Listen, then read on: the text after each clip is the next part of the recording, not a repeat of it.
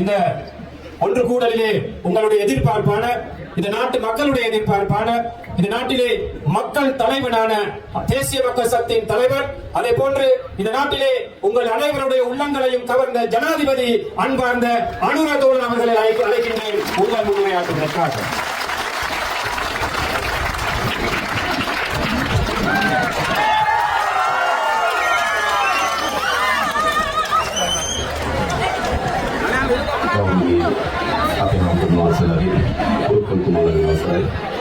கௌரவமிக்க நமது மிக்கு மாறி, அதே போன்று நமது கௌரவமிக்க மத தலைவர்களே, அனைவருக்கும் வணக்கம்.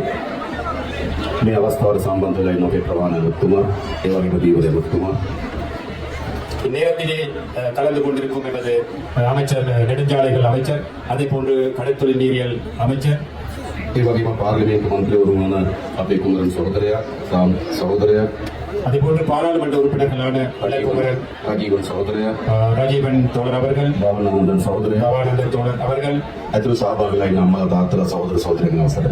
உள்ளிட்ட இங்கு கலந்து கொண்டிருக்கும் அனைவருக்கும் வணக்கம்.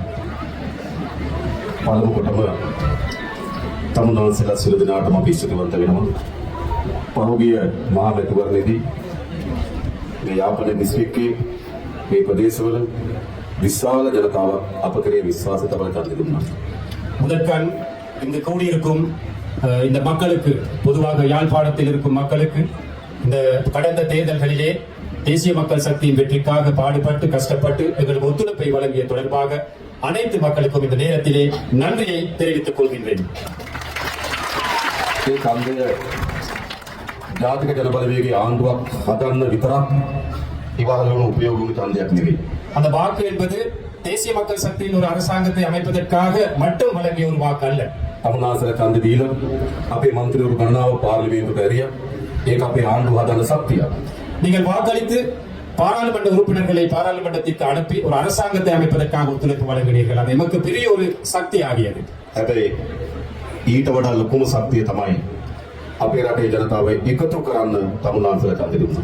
அதையும் விட மிகப்பெரிய சக்தி தான் இந்த நாட்டிலே மக்கள் அனைவருமே ஒன்று சேர்ப்பதற்காகவும் அந்த வாக்களித்துள்ளீர்கள். அதுதான் மிகப்பெரிய சக்தியாக நாங்கள் இந்த தேர்தல் முடிவுகளிலே காண்கின்றோம்.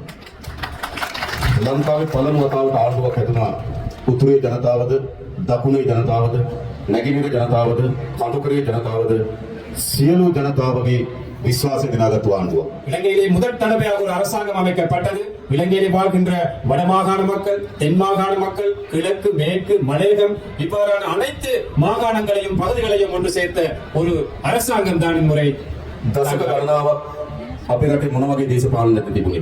பல வருட காலமாக, பல தசாப்தங்களாக எமது நாட்டில் எவ்வாறான ஒரு அரசாங்கம் இருந்தது. උතුරේ වෙනම දේශපාලනයක්, දකුණේ වෙනම දේශපාලනයක්, කඳුකර නැගෙනහිර වෙනම දේශපාලනයක්. මේ විදිහට තමයි දේශපාලනය තිබුණේ. வடக்கிலே ஒரு தனியான அரசியல், தென் பகுதியிலே இன்னொரு தனியான அரசியல், மலையகம் அல்லது கிழக்கு, மேற்கு தனித்தனியான அரசியல் தான் காணப்பட்டதாக இருந்தது. අපේ රටේ පැරණි දේශපාලකයෝ අපේ ජනතාව බෙදන දේශපාලනයක හිටියේ. நமது நாட்டிலே பழைய அரசியல்வாதிகள், எங்களுக்கு முன்னிருந்த அரசியல்வாதிகள் மக்களை பிரித்துத்தான் அரசியலை செய்தார்கள். ඒක කොච්චර බෙදුවද කියනවනම් යුද්ධයක් ඇති වෙනකම් බෙදුවා. எவ்வளவு பிரித்தாலும் கொள்கையை கடைபிடித்தார்கள் என்று கூறினால் ஒரு யுத்தம் உருவாகும் அளவுக்கு மக்களை பிரித்தாலும் கொள்கையை உட்படுத்தினார்கள். ඒ නිසා අපේ පරම්පරාව යුද්ධ කරගත්තා. ஆகவே எமது பரம்பரை யுத்தம் செய்து கொண்டார்கள். අපේ පරම්පරාව සැකේ, අවිශ්වාසයේ, ක්‍රෝධයේ, වෛරයේ වපුරලා ජීවත් වුණා. எமது அந்த காலகட்டம் என்பது, எமது பரம்பரை என்பது சந்தேகம் அல்லது எதிர் மனப்பான்மை இவ்வாறான பல்வேறுபட்ட அந்த முரண்பாடுகளோடு தான் நாங்கள் வாழ்ந்து கொண்டிருந்தோம். අපිට තවත් බෙදෙන්න ඕනද? எங்களுக்கு இன்னும் பிரிய வேண்டுமா? බෙදෙන්න ඕනද? பிரிய வேண்டுமா? අපි ලංකාවේ පළමු වතාවට ආණ්ඩුවක් හැදුනා. ජනතාව බෙදෙන එක වළක්වලා ජනතාව එකතු වෙන දේශපාලනයකට ආණ්ඩුවක් හැදුනා. இலங்கை வரலாற்றிலே நாங்கள் முதற் தடவையாக ஒரு அரசாங்கத்தை அமைத்தோம். மக்களை பிரிப்பதற்கு பதிலாக மக்களை ஒன்று சேர்க்கும் ஒரு அரசாங்கத்தை நாங்கள் அமைத்தோம். මේ ගම්වලට පිට කලින් රාජ්‍ය නායක ජනාධිපතිතුමා ඇවිල්ලා ඉන්නේ කියනවාද? இந்த பகுதிகளுக்கு அரசாங்கத்திலே பெரிய அதிகாரிகள் அல்லது ஜனாதிபதி போன்றவர்கள் இதற்கு முன் வருகை தந்திருக்கின்றார்களா? ඇයි? ஏன் அது? බෙදුණු ආණ්ඩුවක් කියනකොට එහෙමයි. ஒரு பிரிந்திருக்கும் அரசாங்கம் இருக்கும் போது அப்படித்தான். හැබැයි දැන් තියෙන බෙදීම අවසන් කරපු එකතු කරන ආණ්ඩුවක් ඒ නිසා තමයි අපි වැලි වැටි තුලට ඇවිල්ලා මේ දහස් ගණන් අම්මලා තාත්තලා සහෝදර සහෝදරියරු හම්බ වෙන්නේ. இன்று இருப்பது மக்களை பிரிப்பதற்கு பதிலாக மக்களை ஒன்று சேர்ந்து சேர வைக்கும் ஒரு அரசாங்கம். ஆகவே தான் நாங்கள் இன்று வல்வெட்டி துறைக்கும் வந்து உங்களை நாங்கள் சந்தித்து இவ்வாறு கதைக்கின்றோம். මේ හයිය මේ එකතු වීම අපි යලි වෙන් වෙන්න ඉඩ දෙනවද? இவ்வாறு நாங்கள் ஒன்று சேர்ந்ததை மீண்டும் ஒருமுறை பிரிப்பதற்கு அளிப்போமா? අපි ඈත් වෙනවද? நாங்கள் இன்னும் ஒதுங்குகிறோமா? අපි ඔක්කොම එකතු වෙන්න ඕන. இல்லை, நாங்கள் அனைவருமே ஒன்றாக சேர வேண்டும். මම මේ සැරේ අයවැය ලේඛනයට දානවා අලුත් යෝජනාවක්. இம்முறை வரவு செலவு திட்டத்திற்கு தொடர் புதிய ஒரு யோசனை போடுகின்றாராம். අපේ රටේ හැම වෙලාවෙම තියෙන්නේ අපි එකිනෙකාට වෙනස් වූ උත්සව. நாங்கள் அனைவருக்குமே இந்த நாட்டிலே வாழ்கின்ற ஒவ்வொரு சாரார் ஒவ்வொரு இனத்திற்கு இருப்பது வெவ்வேறான விழாக்கள், வைபவங்கள். தைப்பொங்கல் උත්සවය දෙමළ ජනතාව හින්දු ජනතාව සමරනවා. தைப்பொங்கல் இந்து தமிழ் மக்கள் கொண்டாடுகிறார்கள். වෙසක් උත්සවය බෞද්ධ ජනතාව සමරනවා. விசாக் பண்டிகை பௌத்தர்கள் கொண்டாடுகிறார்கள். ක්‍රිස්තියානි ජනතාව නත්තල් සමරනවා. கிறிஸ்தவர்கள் நத்தாலை கொண்டாடுகிறார்கள்.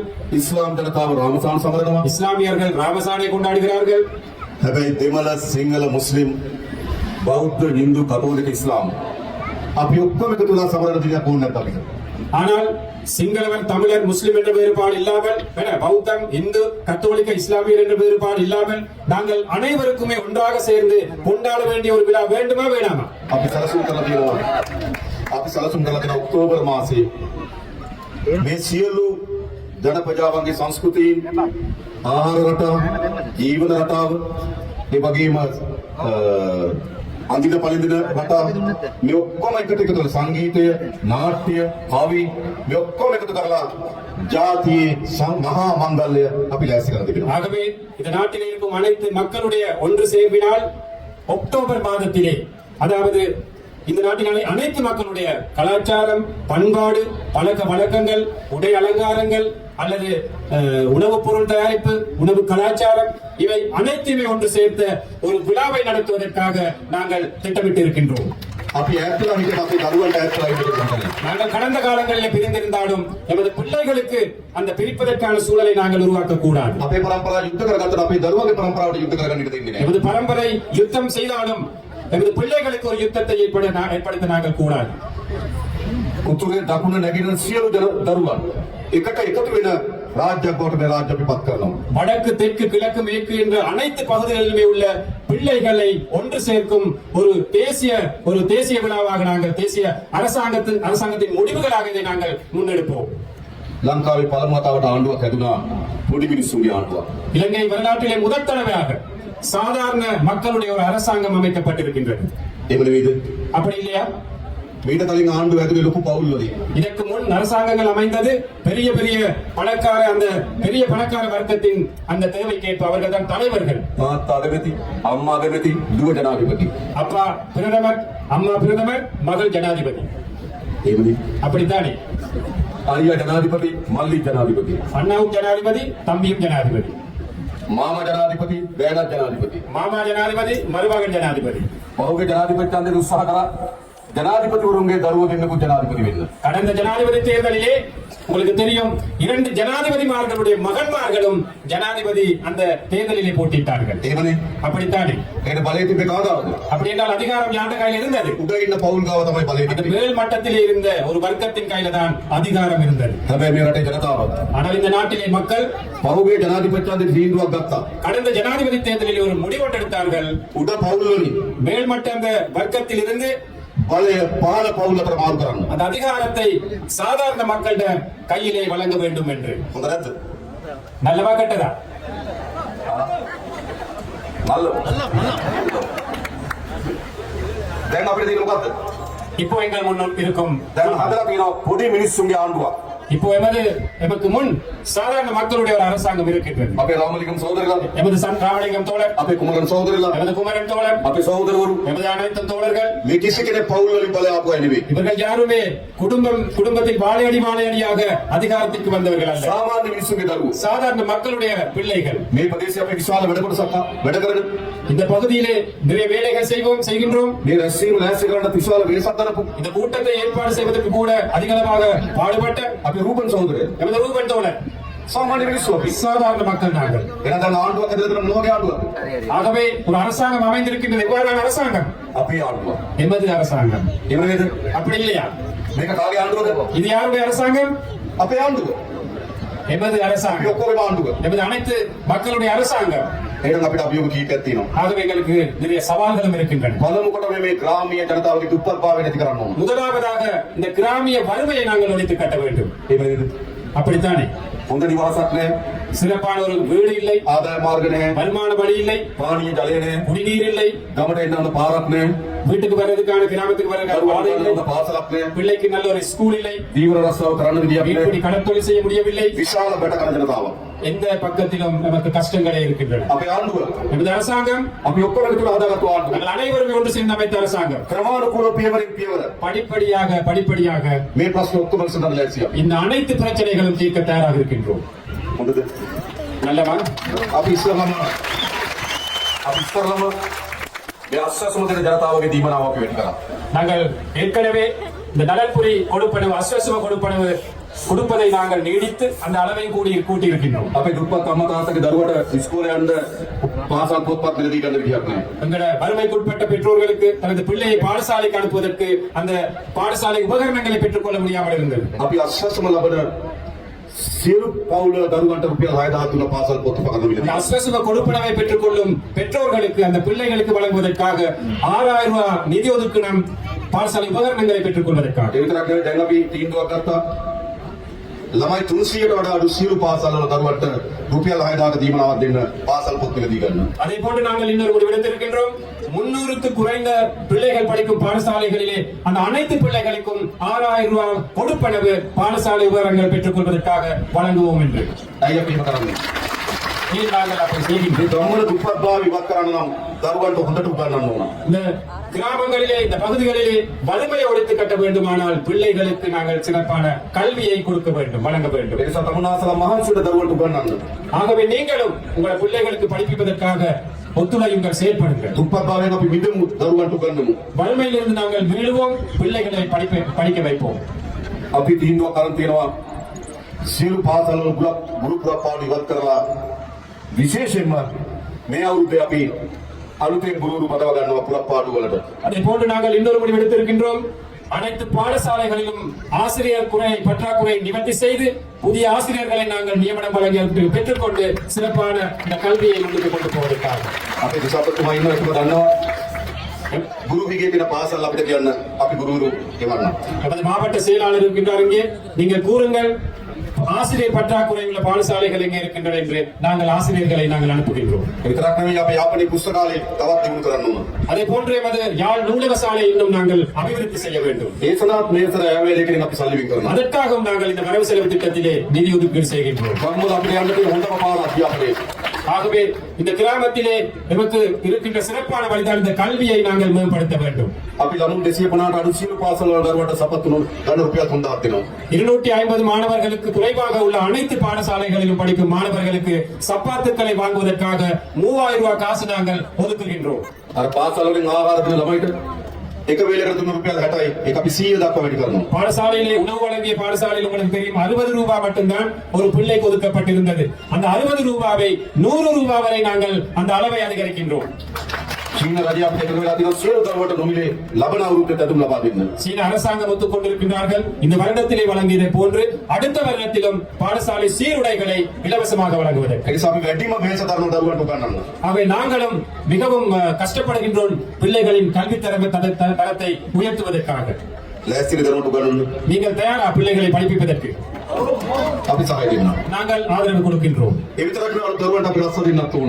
அதே போன்று புதிதாக படித்து வெளியேறும் பிள்ளைகளுக்கு மாணவர்களுக்கு நாங்கள் தொழில் வாய்ப்புகளை வழங்க வேண்டும். අපි සැලසුම් කරලා තියෙන මේ යාපනයේ දිස්ත්‍රික්කයේ අලුතෙන් කර්මාන්ත පුර 3ක් ඉදි කරන්න. அதே போன்று நாங்கள் எதிர்பார்க்கின்றோம் இந்த வட மாகாணத்திலே புதிய தொழில் பேட்டைகள், கைத்தொழில் மையங்கள் 3 அமைப்பதற்கு. අංගසන්තුරේ காங்கேசன்துறை, பரந்தன், සහ மாங்குளம் අලුත් කර්මාන්ත පුර 3ක් ඇති කරනවා. 3 புதிய தொழில் பேட்டைகள் அல்லது பொருளாதார மையங்களை நாங்கள் அமைக்க திட்டமிட்டிருக்கின்றோம். අපි විදේශගත ශ්‍රී ලාංකිකයන්ට ආරාධනා කරනවා වගේ ආයෝජනය කරන්න කියලා. நாங்கள் அழைக்கின்றோம் வெளிநாடுகளில் இருக்கும் இளைஞர்களுக்கு புலம்பெயர் இளைஞர்களுக்கு அவற்றில் முதலீடுகள் செய்ய வாருங்கள் என்று වැඩියෙන්ම මේ පළාත්වල ජීවත් වෙන තරුණයන්ගේ අපේක්ෂාව රට අත්හැරලා යන එක. இங்க இருக்கும் இளைஞர்களுடைய எதிர்பார்ப்பும் இந்த நாட்டை விட்டு வெளியேறுவதுதான் எதிர்பார்ப்பாக இருக்கின்றது. ඇයි රස්සාවක් නැහැ? ஏன் சரியான ஒரு தொழில் இல்லை. අපි කර්මාන්තපුර ටික හදන්නම් ඕගොල්ලන්ගේ ධර්මයට රස්සාව ටික හොයලා දෙන්න. நாங்கள் அந்த தொழில் மையங்களை கைத்தொழில் மையங்களை அமைக்கின்றோம் உங்களுக்கு தொழில் வாய்ப்புகளை பெற்றுக் கொள்வதற்காக.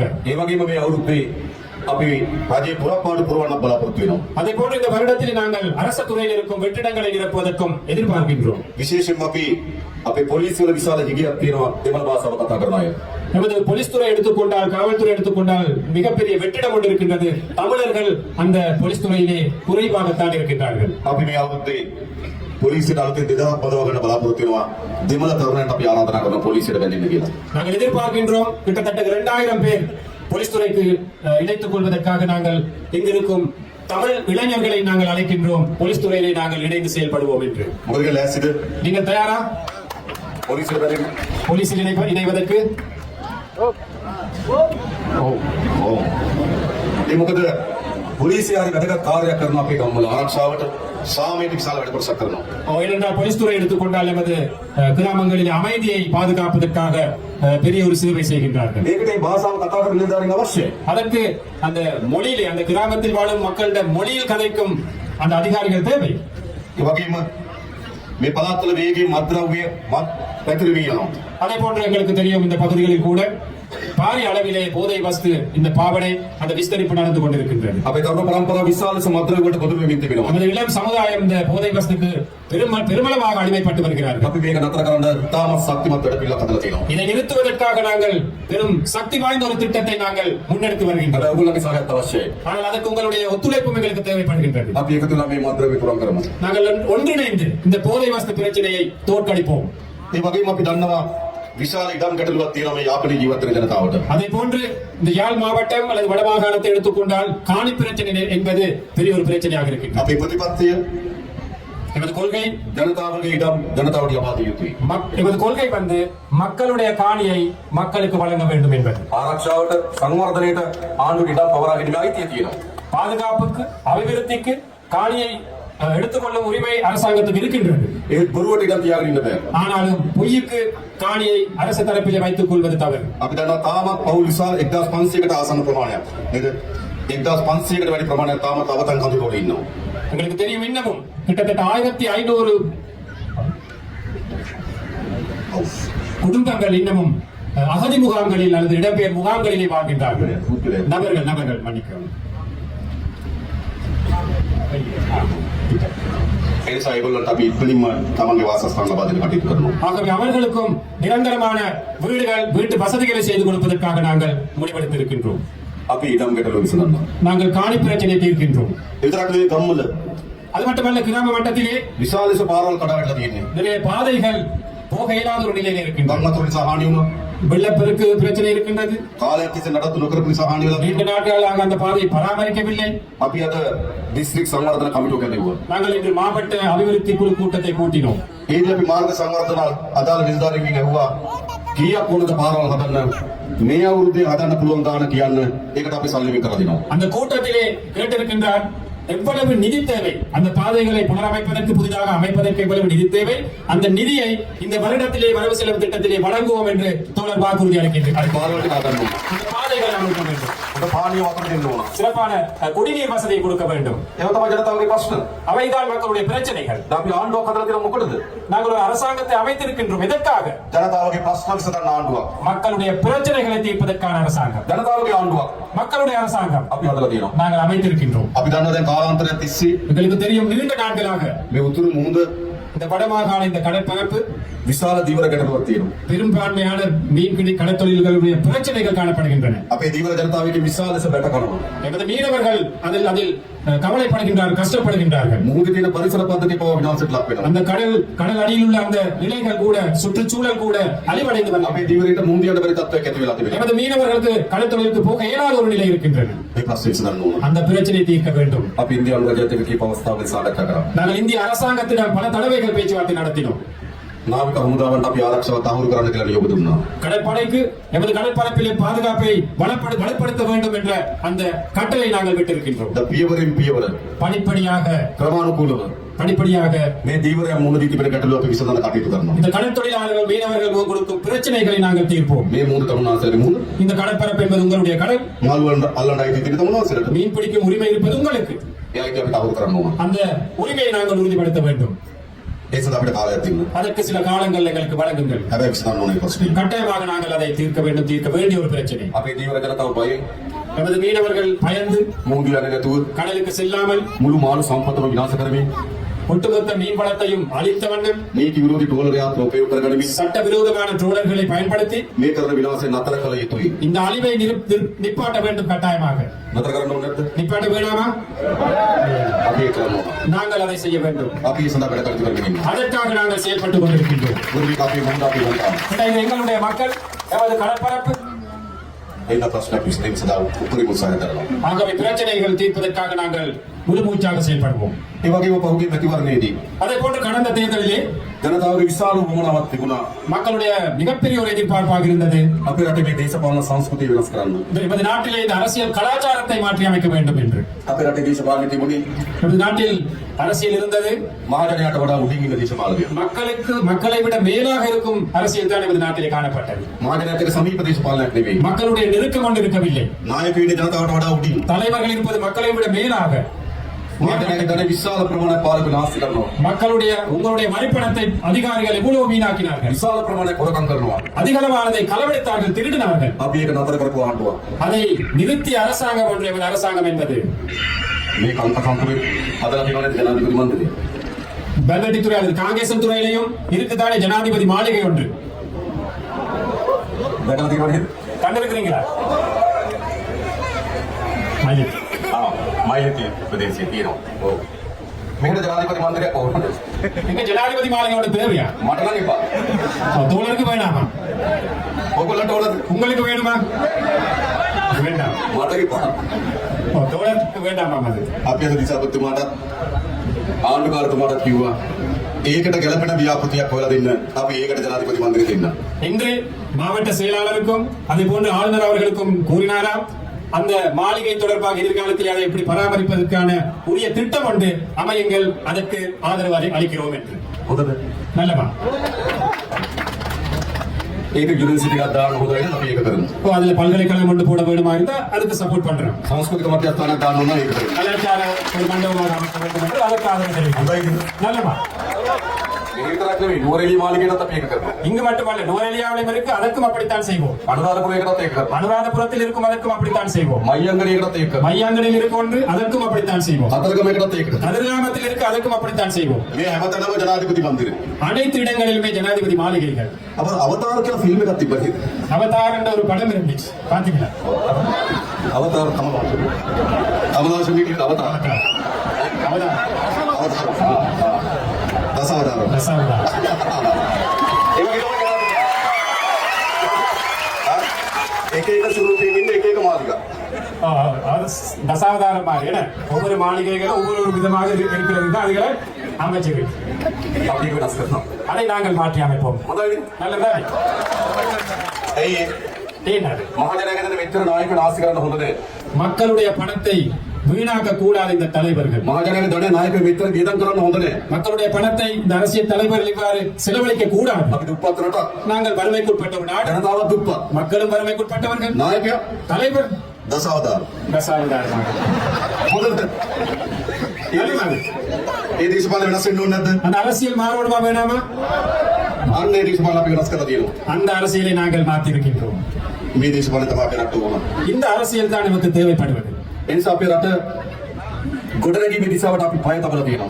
ஆகவே இந்த நாட்டை அபிவிருத்தி செய்யும் அந்த பயணத்தை நாங்கள் ஆரம்பித்திருக்கின்றோம். විශේෂයෙන් මේ උතුරු පළාත ඉලක්ක කරගත්තු සංවර්ධන සැලසුම් ගණනාවක් අපි සැලසුම් කරලා තිබෙනවා. விசேடமாக இந்த வடமாகாணத்தை இலக்காக வைத்த பல்வேறு அபிவிருத்தி திட்டங்களை நாங்கள் முன்னெடுக்க திட்டமிட்டிருக்கிறோம். මම කලින් කිව්වා වගේ කර්මාන්ත කලාප 3ක්, ஏற்கனவே கூறியதை போன்று தொழில் மையங்கள் 3, ඒ වගේම සංචාර කර්මාන්ත දියුණු කරන්න සැලසුමක්, அதே போன்று சுற்றுலாத்துறை வளர்ப்பதற்கான திட்டம், ඒ වගේම අපි හඳුනාගෙන තියෙනවා මේ උතුරු පළාතේ පොල් වගා කරන්න පුළුවන් අක්කර 40,000ක් තියෙනවා කියලා. அதே போன்று நாங்கள் கண்டறிந்திருக்கின்றோம் இந்த வடமாகாணத்திலே தென்னை பயிர் செய்யக்கூடிய 40,000 ஏக்கர் காணிகள் இருக்கின்றது என்று. මේ අයවෙන් අපි ඒකට සල්ලි වෙන් කරනවා. இந்த வரவு செலவு திட்டத்திலே அதற்காகவும் நாங்கள் நிதி ஒதுக்கீடு செய்கின்றோம். වගා කරන්න කැමති අයට அதில் பயிரிடக்கூடிய அந்த விருப்பமானவர்களுக்கு පොල් පැල දෙන தென்னை பிள்ளைகள் බිම සකස් කරගන්න මුදලක් දෙන அந்த நிலத்தை செய்வதற்கான பணம் පොහොර දාන මුදලක් දෙනවා අපි. பசலையிடுவதற்காக நிதி நாங்கள் வழங்குவோம். ඔගොල්ලෝ වගා කරන්න. ලෑස්තිද? நீங்கள் பயிரிட விருப்பமாக இருந்தால் நாங்கள் அவற்றை வழங்க தயாராக இருக்கின்றோம்.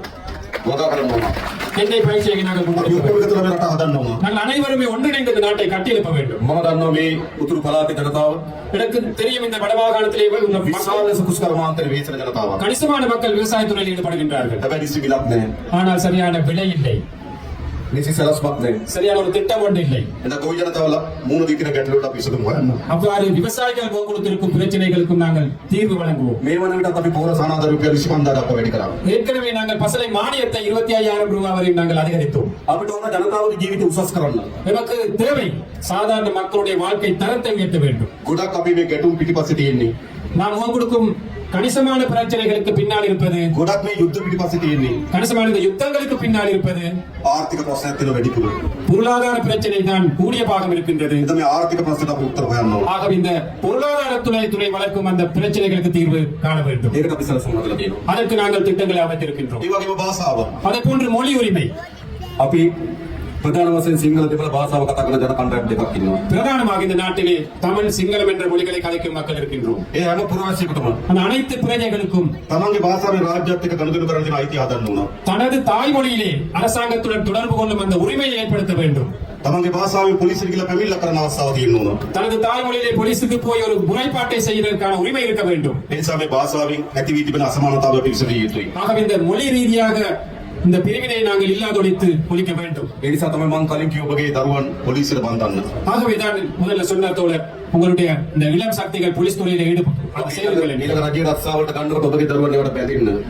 அரசு துறையில் ஆக்களை சேர்க்கும் போது உங்களுடைய பிள்ளைகளை அவற்றுக்கு இணையுங்கள். ඒ දෙමළ භාෂාවෙන් කතා කරන රාජ්‍ය සේවයක් අපිට අවශ්‍යයි. ஏனென்றால் தமிழ் மொழியிலே கலந்து அந்த கலைக்கும் அரசு துறை ஒன்று எங்களுக்கு இந்த வழக்கிலே தேவைப்படுகின்றது. ඒක අපි හදන්න සැලසුම් කරලා තියෙනවා. அதை அமைப்பதற்கு நாங்கள் திட்டமிட்டிருக்கின்றோம். ඒ වගේ ඊළඟ වැදගත් அதே போன்று இன்னொரு முக்கியமான விஷயம், අපි ආගමික අයිතීන් පිළිබඳ සාධාරණත්වයක් තියෙන්න ඕන. எமது மத ரீதியான உரிமைகள் எங்களுக்கு பெற்றுக் கொள்வதற்கான அந்த சூழல் அமைய வேண்டும். මෙතන අපේ නායක හමුදුර වැඩ සිටිනවා. எமது நாயக்க தேரர் அவர்கள் இருக்கின்றார்கள். අපේ කුරුක්කුල්තුමාලා වැඩ සිටිනවා. எமது குருக்கள் அவர்கள் வருகை தந்திருக்கின்றார்கள். අපි අතර ගැටුමක් තියෙන්න ඕනද? எமக்கிடையே ஒரு போட்டி முரண்பாடு ஒன்று இருக்கணுமா? ආගම අපේ විශ්වාසය. மதம் என்பது எமது எதிர்பார்ப்பு, நம்பிக்கை. එක්කෙනෙකුට කියන්න බෑ උඹේ විශ්වාසය අත්තරපන් කියලා. யாருக்குமே வற்புறுத்த இயலாது அந்த நம்பிக்கையை கைவிட வேண்டும் என்று. ඒ එකිනෙකාගේ විශ්වාසය අපේ විශ්වාසයට ගරු කරන්න ඕන. அந்த ஒவ்வொரு நபர்களுடைய நம்பிக்கைக்கும் நாங்கள் நம்பிக்கையோடு செயல்படணும். අපි අපේ රටේ යලි நமது நாட்டில் மீண்டும் ஒரு முறை ආගම්වාදී, மத ரீதியான முரண்பாடு, ජාතිවාදී இன ரீதியான முரண்பாடு, ගැටුමක් වර්ධනය වෙන්න ඉඩ දෙන්නේ ஒரு නෑ. முரண்பாடு ஏற்படுவதற்கு நாங்கள் இடமளிக்க மாட்டோம். පෞගේ දවස්වල கடந்த காலங்களிலே එවැනි ජාතිවාදී සටන් පාඨවල කට්ටිය ඉස්සරහට එන්න පටන් ගත්තා. அவ்வாறான இன ரீதியான கோஷங்களை எழுப்பிக் கொண்டு சிலர் முன்னுக்கு வந்தார்கள். අපි ජාතිවාදී වපුරන අයට நாங்கள் இனவாதத்தை தூவுவர்களுக்கு නීතිය උපරිමයෙන් ක්‍රියාත්මක කරනවා. சட்டத்தை உயர்ந்த பட்சத்தில் நாங்கள் நடைமுறைப்படுத்த நடவடிக்கை எடுப்போம். අපිට තවත් ජාතිවාදී ඕනද? எங்களுக்கு இன்னும் இனவாதம் வேண்டுமா? අපිට ආගම්වාද ඕනද? எங்களுக்கு மதவாதம் வேண்டுமா? ඒව අවශ්‍ය නැහැ. அவை எங்களுக்கு தேவையில்லை. නිසා යලි ජාතිවාදයට ආගම්වාදයට අපේ රටේ අපි ඉඩ දෙන්නේ නෑ. மீண்டும் ஒருமுறை இந்த இனவாதத்திற்கு மதவாதத்திற்கு நாங்கள் இடமளிக்க மாட்டோம். අපේ දරුවන් ආයේ ගැටුම්කාරී රටක් හදන්නේ නෑ. අපේ දරුවන්ට ආපහු ගැටුම්කාරී රටක් හදන්න ඉඩ දෙන්නේ අපි. எமது பிள்ளைகளுக்கு மீண்டும் இனவாத மத ரீதியான மதவாத ஒரு முருகங்களை ஏற்படுத்த நாங்கள் இடமளிக்க மாட்டோம். ඒ පිළිබඳව අපි සැලසුම් හදලා තියෙනවා. அதற்கான திட்டங்களை நாங்கள் ඒක அமைத்திருக்கிறோம். අපි එකිනෙකාගේ සංස්කෘතිය වෙනස්කම් තිබෙනවා. அதே போன்று எமது கலாச்சாரங்களிலே பல்வேறு வித்தியாசங்கள் காணப்படுகின்றன. ඒවට ගරු කරන්න ඕන. அவற்றுக்கு நாங்கள் மதிப்பளிக்க வேண்டும். අපේ දරුවන් ඉන්නවා. எமது பிள்ளைகள் ඒට ආවේනික සංස්කෘතියක් එක්ක. அதற்கு தனித்தான ஒரு கலாச்சாரம் இருக்கின்றது. ලස්සන නැත්නම් මේ දරුවන්. இந்த பிள்ளைகள் எடுத்துக்கொண்டால் எவ்வளவு அழகாக இருக்கின்றார்கள். ලස්සනයි අපිට. எங்களுக்கு அது மிகவும் அழகாக ඇයි இருக்கிறது. අපි සංස්කෘතිය බෙදෙන්න හදන්නේ? ஏன் நாங்கள் கலாச்சார ரீதியாக பிரிவினை வேண்டும்? අපි හැම සංස්කෘතියකටම ගරු කරන්න ඕන. நாங்கள் அனைத்து கலாச்சாரங்களை மதிக்க வேண்டும். ඒ සංස්කෘතිය රස විඳින්න පුරුදු වෙන්න ඕන. அந்த கலாச்சாரங்களை ரசனை மிக்கதாக நாங்கள் எடுத்துக்கொள்ள வேண்டும். ඒම රටක් අපි හදන්න ඕන. அவ்வாறான ஒரு நாட்டை நாங்கள் கட்டியெழுப்ப வேண்டும். එකක් මතක තියාගන්න. ஒன்று நினைவில் வைத்துக் கொள்ளுங்கள். අපිට ගහගෙන எங்களுக்கு சண்டை பிடித்து යුද්ධ කරගෙන யுத்தமிட்டுக் கொண்டு තවත් දශක ගණනාවක් මේ විදිහට දුක් විඳින්න පුළුවන්. இன்னும் பல தசாப்தங்கள் எங்களுக்கு நாங்கள் வாழ முடியும் குறைபாடுகளோடு. අපේ අම්මලාගේ පරම්පරාව දුක් විඳා. எமது பெற்றோர்களுடைய பரம்பரை கஷ்டப்பட்டார்கள். අපේ පරම්පරාව දුක් විඳා. நாங்கள் எமது பரம்பரை கஷ்டப்பட்டோம். මේ ගැටුම් යුද්ධ හදාගෙන අපිට ඕන අපේ දරුවෝගේ පරම්පරාව යුද්ධ කරලා කරන්න. இந்த முறைகளிலே யுத்தங்களை ஏற்படுத்தி எமது இந்த பிள்ளைகளுடைய பரம்பரை எங்களுக்கு தேவை என்றால் கஷ்டமான ஒரு நிலைக்கு கொண்டு போகலாம். ඒ නිසා අපිට ගහගෙන මරාගෙන එනකොටගෙන රටක් ඉස්සරහට යන්න බෑ. ஆகவே சண்டை பிடித்து முரண்பட்டு இவ்வாறு ஒரு நாட்டுக்கு முன்னுக்கு போக இயலாது. අපේ රට ඉස්සරහට යන්නෙම எமது நாடு முன்னுக்கு போவதாக இருந்தால் අපි අතර සමගිය හැදෙන්න කරයි.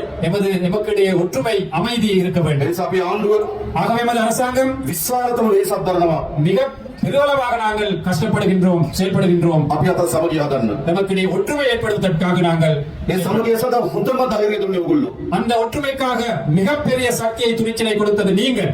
කාලයක් තිස්සේ පාරම්පරික දේශපාලක පෞගේ මහතන්ත්‍රය ඉල්ලුවා. காலம் காலமாக இருந்த பாரம்பரிய அரசியல்வாதிகள் கடந்த தேர்தலிலே போட்டிட்டார்கள். වෙනම රටක් කරන් දෙන්නම් කියලා කන්දිට ඉල්ලුවා. தனியான ஒரு நாட்டை பெற்றுக் கொடுப்போம் என்று தேர்தல்களை போட்டிட்டார்கள். මතකද? நினைவிருக்கா? හැබැයි ජනතාව මොකද කරේ? ஆனால் மக்கள் என்ன செய்தார்கள்? වෙනම රටක් දෙන්නම් කියපු අය. தனியான நாட்டை பெற்றுக் கொடுப்போம் என்று පෞලෝගේ දේශපාලන කරපු අය. குடும்ப வாயிலாக அரசியல் செய்தவர்கள் ඒ ප්‍රතික්ෂේප කරලා அவர்களை நிராகரித்து விட்டு මේ යාපනයේ දිස්ත්‍රික්කයේ අපිට ජයග්‍රහණය අරන් දුන්නා. இந்த யாழ் மாவட்டத்திலே நமக்கு வெற்றிகளை பெற்றுக் கொடுத்தார்கள். ඒකේ කියන්නේ මොකද්ද?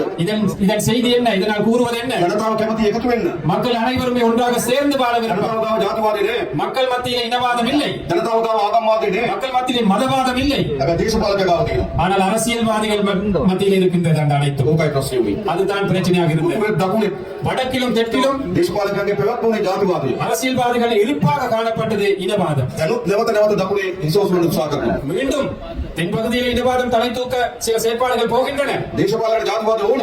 அரசியல்வாதிகளுக்கு இனவாதம் தேவை. ජනතාවට ඕන ජාතිවාදී. மக்களுக்கு இனவாதம் தேவையா? ජනතාවට ඕනද? மக்களுக்கு தேவையா? අපිට ඕන මොකද්ද? எங்களுக்கு தேவை என்ன? ජාතික සමගිය ඕන. தேசிய ஒற்றுமை தேவை எங்களுக்கு. අපි එකතු වෙමු. நாங்கள் அனைவரும் ஒன்று சேருவோம். ආණ්ඩුවක් හදලා තියෙනවා. ஒரு அரசாங்கத்தை அமைத்திருக்கின்றோம். අපි ඔක්කොම ආණ්ඩුවක්. எமது அனைத்து மக்களுடைய ஒரு அரசாங்கம். මේ වැලිවෙට තුරේ இந்த கல்வெட்டி துறையில் මේ ජනතාවට වඩා இந்த மக்களை விட වෙනස් පවුල් වලින් අපි ආණ්ඩුව හදපු අය නෙවෙයි. வேறு குடும்பங்களால குடும்ப பின்னணிகளால் அரசாங்கத்தை அமைத்தவர்கள் அல்ல நாங்கள். අපි තමුනාසල වගේම நாங்களும் உங்களை மாறித்தான். නැද්ද? அப்படி இல்லையா? ඉතින් අපි ආණ්ඩුවක් නෙවෙයි. அப்ப இது எங்களுடைய அரசாங்கம். අපි මේ රට වෙනස් කරමු. நாங்கள் இந்த நாட்டை மாற்றி அமைப்போம். අලුත් යුගයකට ගෙනියමු. புதிய ஒரு யுகத்திற்காக நாங்கள் ඒ கொண்டு නිසා තමුනාසල අපි කෙරෙහි තිබෙන විශ්වාසය ஆகவே என் மீது வைத்த நம்பிக்கை අපි පිටින් කෙරේ. நாங்கள் ஒருபோதும் சிதைக்க மாட்டோம். මතක තියාගන්න. நினைவில் வைத்துக் கொள்ளுங்கள். හැමදාම අපේ රටේ දේශපාලකයෝ எப்பொழுதும் எமது நாட்டு அரசியல்வாதிகள் ජනතාවගේ විශ්වාසය බිඳිනවා. மக்களது எதிர்பார்ப்பை சிதைத்தார்கள். අපි මේ විශ්වාසය බිඳින්නේ නැහැ. நாங்கள் ஒருபோதும் உங்களுடைய நம்பிக்கைக்கு சீர்குலைக்க மாட்டோம், நம்பிக்கை சிதைக்க மாட்டோம். තමුනාසල ඉතාමත් දිගු පියවරක් තිබුවා. நீங்கள் நீண்ட ஒரு பயணத்திற்காக அடி வைத்தீர்கள். ඉතාමත් වැදගත් පියවරක් තිබ්බා. மிக முக்கியமான ஒரு அடி வைத்தீர்கள். ඉතාමත් විශිෂ්ට පියවරක් තිබ්බා. ஒரு விசேடமான ஒரு முடிவு எடுத்தீர்கள். එකතු වෙන්න ඕන කියලා තීන්දුවක් ගත්තා. ஒன்று சேர வேண்டும் என்ற அந்த முடிவு எடுத்தீர்கள். දෙතුනක ඇති කියලා තීන්දුවක් ගත්තා. பிரிந்தது காணும் என்ற முடிவு எடுத்தீர்கள். පෞගේ මහමැතිවරණේ ප්‍රතිඵලවලින් පෙන්නන්නේ මොකද්ද? கடந்த பாராளுமன்ற தேர்தல் பெரும்பேறில் காட்டுவது என்ன? බෙදනවනට එකතු වෙන්න ඕන කියලා. பிரிப்பதற்கு பதிலாக நாங்கள் ஒன்று சேர வேண்டும் என்பது. එකතු කරන්න අපිට පුළුවන් කියලා විශ්වාසය හදුවා. அதை இணைக்க நமக்கு முடியும் என்ற நம்பிக்கை ஏற்படுத்தினீர்கள். අපි ඒ විශ්වාසය රකිනවා. அந்த நம்பிக்கை நாங்கள் பேணுவோம். මේ රටේ හොරකම නතර කරනවා. இந்த நாட்டின் ஊழலை, திருட்டை நாங்கள் நிறுத்துவோம். නාස්තිය නතර කරනවා. வீண் விரயத்தை நிறுத்துவோம். හොරකම් කරපු අයට දඬුවම් දෙනවා. திருடியவர்களுக்கு தண்டனை கொடுப்போம். මොකද என்ன சொல்றீங்க? நல்ல மக்களுக்கு ඕනද නැද්ද? தேவையா இல்லையா? අවශ්‍යයි. தேவை தேவை. අපේ රටේ දරුවට විඳින ඉන්ජෙක්ෂන් එකෙන් හොරකම් කරනවා. எமது பிள்ளைகளுக்கு குழந்தைக்கு ஏற்றும் ஊசியிலே களவெடுத்திருந்தால், බාල බෙහෙත් ගලනවා. தர குறைவான மருந்துகளை இறக்குமதி செய்திருந்தால், ඉතිරිතාල හදනකොට ඒකේ හොරකම් කරනවා. வைத்தியசாலைகளில் இருந்து களவெடுப்பதாக இருந்தால், වාර හදනකොට ඒකේ හොරකම් කරනවා. வீதியை அமைக்கும் போது அதிலிருந்து களவெடுத்திருந்தால், කෝටි ගණන් ධනෙ ඉක්රස් කරගෙන යන දේශපාලකයෝ. கோடிக்கணக்கான நிதியை அரசியல்வாதிகள் ஒன்று சேர்த்திருக்கின்றார்கள். ඒක ගැන පරීක්ෂණ කරන්න ඕනේ නැද්ද? அது தொடர்பாக விசாரணை நடத்த வேண்டுமா வேண்டாமா? දඬුවම් දෙන්න ඕනේ නැද්ද? தண்டனை வழங்க வேண்டுமா வேண்டாமா? අන්නේ දඬුවම් දෙන ආණ්ඩුව තමයි ජාතික ජනබල විද්‍යාව. அவ்வாறு தண்டனை வழங்கும் அரசாங்கம் தான் தேசிய மக்கள் சக்தி அரசாங்கம். දූෂණයට සම්බන්ධ වෙන එක්ක එකතු වෙලා. இப்போது அந்த ஊழல் மோசடிகளிலே தொடர்புடைய அனைவரும் ஒன்று சேர்ந்திருக்கின்றார்கள். පෞගේ මැතිවරණ වේදිකාවේදී கடந்த அரசியல் மேடையிலே ගොඩක් වේදිකාවලට විදිලා හිටියා. பல மேடைகளிலே பிரிந்திருந்தார்கள். සමහර අය කොළ පාට වේදිකාවේ, சிலர் பச்சை மேடையிலே, සමහර අය කහ පාට වේදිකාවේ, சிலர் மஞ்சள் மேடையிலே, සමහර අය කුඩු පාට වේදිකාවේ இன்னும் சிலர் அந்த சிவப்பு மேடையிலே ඡන්දෙදි බෙදලා හිටියා. தேர்தலிலே பிரிந்திருந்தார்கள். දැන් මොකද වෙන්නේ? இப்போ என்ன நடக்குது? අන්න ඊයේ සාකච්ඡා තියලා එකතු වෙන්න. நேற்று அவர்கள் கலந்து ஆலோசிக்கின்றார்கள் ஒன்று சேர்வதற்காக. බලනකොට කවුද? யார் அதில் இருப்பவர்கள்? එක්කෙනෙක් මහ බැංකුවට ගහලා. ஒருவர் மத்திய வங்கியை கொள்ளையடித்தவர், තව කෙනෙක් ඕස්ට්‍රේලියාවේ සුද්ධ කරවටලා. இன்னொருத்தர் ஆஸ்திரேலியாவில் ஒரு வெள்ளை அந்த குடிமகனை ஏமாற்றியவர், තව කෙනෙක් අනිත් තෙල් වලින් විකුණලා. இன்னொருத்தர் வெறிபொருளால களவெடுத்தவர். දැන් මොකද වෙලා තියෙන්නේ? இப்போ என்ன நடந்திருக்கின்றது? මේ ඔක්කොම එකතු කරලා මොකටද? இந்த அனைவரும் ஒன்று சேர்ந்து இருக்கிறார்கள் இதற்காக, බේරෙන්න. தப்புவதற்காக, அதிலிருந்து தப்புவதற்காக. හැබැයි ඒගොල්ලෝ එකතු වුණාට ජනතාව අපි එකතු වෙලා ඉන්න තාක්කල් ඒගොල්ලන්ට මේ වැඩේ කරන්න බෑ. அவர்கள் ஒன்று சேர்ந்தாலும் மக்கள் என்ற அடிப்படையில் நாங்கள் ஒன்று சேர்ந்து இருக்கும் வரையும் அவர்களுடைய எதிர்பார்ப்பை நிவர்த்தி செய்ய முடியாது. උත්සාහ කරන්නේ එකතු වෙලා පරීක්ෂණ කරන එක නතර කරන්න. அவர்கள் முயற்சிப்பது அவர்கள் ஒன்று சேர்ந்து இந்த விசாரணைகள் நடத்துவதை நிப்பாட்டுவதற்காக, එකතු වෙලා දඬුවම් දෙන එක වළක්වන්න. ஒன்று சேர்ந்து தண்டனை கொடுப்பதை நிப்பாட்டவே அவர்கள் முயற்சிக்கிறார்கள். හැබැයි උඩ ඒගොල්ලෝ එකතු වුණාට அவர்கள் மேல் மட்டத்திலே ஒன்று சேர்ந்தாலும் බිම ජනතාව එකතු වෙලා ඉන්නේ අද මේ ආණ්ඩුවත් එක්ක. கீழ் மட்டத்திலே மக்கள் ஒன்று சேர்ந்திருப்பது இந்த அரசாங்கத்துடன். ඒ නිසා මේ දූෂිත වෙන දඬුවම් දීමේ වැඩේ අපි කරනවා. ஆகவே நாங்கள் இந்த ஊழல் மோசடியாளர்களுக்கு தண்டனை வழங்கும் அந்த செயற்பாட்டை கட்டாயமாக நாங்கள் முன்னெடுப்போம். අන්න එහෙම ආණ්ඩුවක් නැහැද? அவ்வாறான ஒரு அரசாங்கம் தான் அமைந்திருக்கின்றது. දැන් එන මොකද කරන්න ඕන? ஆகவே இப்போது என்ன செய்ய வேண்டும்? අපි ඔක්කොම එකතු වෙමු. நாங்கள் அனைவரும் ஒன்றாக சேர்ந்து විශ්වාසය තබමු. நம்பிக்கையோட ආත්මාර ඉස්සරහට යමු. கைவிடாமல் முன்னோக்கி போவோம். අපි හරියට සැලසුම් හදලා நாங்கள் சரியான முறையில் திட்டமிட்டு අවුරුදු කීපයක් අත්තරින් නැතුව වැඩ කරමු. பல வருட காலமாக நாங்கள் தொடர்ச்சியாக வேலை செய்வோம். අපේ මේ රට දියුණු රටක් බවට පත් කරගන්න. நாங்கள் இந்த நாட்டை ஒரு அபிவிருத்தி அடைந்த நாடாக மாற்றலாம். නැවත දූෂිතයන්ට, மீண்டும் ஊழல் மோசடியாளர்களுக்கு, නැවත හොරුන්ට, மீண்டும் திருடர்களுக்கு, නැවත අපරාධකරුවන්ට மீண்டும் குற்றவியல் செய்பவர்களுக்கு මේ රට ඉඩක් දෙන්න එපා. ஒரு போதும் இடமளிக்க வேண்டாம் இந்த நாட்டிலே. ආයි කියනවා. மீண்டும் ஒரு முறை அவர்களை நாங்கள் பாராளுமன்றத்துக்கு கொண்டு வருவோமா? නෑ මේක වෙනස් කරමු අපි. ஆமாம், நாங்கள் இதை மாற்றி அமைப்போம். ඒ වෙනුවෙන් අපි හැමදේම එකතු වෙමු. நாங்கள் அனைவரும் இதற்காக ஒன்றுபடுவோம். අපිට විශාල සතුටක් තියෙනවා. நமக்கு மிகப்பெரிய ஒரு மகிழ்ச்சி இருக்கின்றது. මේ වැලිවැටි තුරේ இந்த கல்வெட்டி துறையிலே මේ දහස් ගණනක් අම්මලා තාත්තලා එකතු වෙලා இந்த ஆயிரக்கணக்கான பெற்றோர்கள் இணைந்து අපිට සවන් දෙන්න ඇවිල්ලා තියෙනවා. எம்மை செவமடுப்பதற்காக வந்திருக்கிறீர்கள். කතා කරන්න ඇවිල්ලා තියෙනවා. எம்மோட கலந்தாலோசிப்பதற்கு வந்திருக்கிறீர்கள். අපි විශ්වාස කරලා තියෙනවා. எம்மை நம்பி வந்திருக்கிறீர்கள். මේක සතුටුයි ගොඩක්. இது மிகவும் மகிழ்ச்சியாக இருக்கின்றது. බොහොම ස්තුතියි හැමදෙනාටම. அனைவருக்குமே மிகவும் நன்றி. නන්දි වණකම්. நன்றி, வணக்கம் என்று கூறிக்கொண்டு தோழர் விடைபெறுகின்றார். ஆகவே இந்த கூட்டத்தின் நிகழ்வுகளுடன் இத்துடன் நாங்கள் முடிவுக்கு கொண்டு வருகின்றோம். இங்கு வருகை தந்த அனைவருக்குமே நன்றி கூறிக்கொண்டு நாங்கள் விடைபெறுகின்றோம். நன்றி, வணக்கம்.